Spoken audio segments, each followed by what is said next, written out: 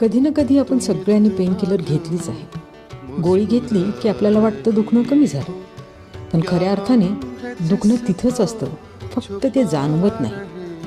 मनाच्याही दुखण्याचं असंच असतं. छंद, भटकंती, सिनेमे हे सगळं मनासाठी फक्त पेनकिलर आहे. थोडा वेळ मन हलकं वाटतं आणि पुन्हा तेच दुखणं डोकं वर काढतं. म्हणून आपल्याला पेनकिलर नव्हे, आपल्याला पेन हीलर हवी.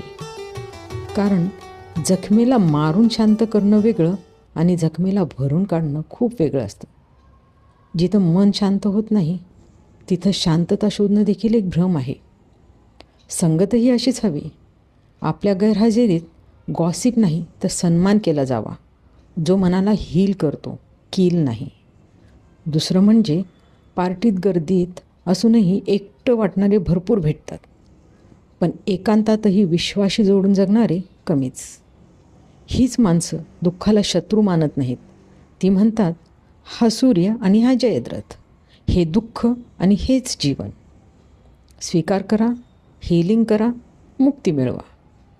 दुःख टाळून, कवटाळून इतरांवर ढकलून जात नाही. ते तेव्हा जातं जेव्हा आपण ते समजतो, पचवतो आणि सुरू होते पेन किलरची नव्हे, पेन हीलरची वाट. Don't numb the pain, heal it and heal your soul.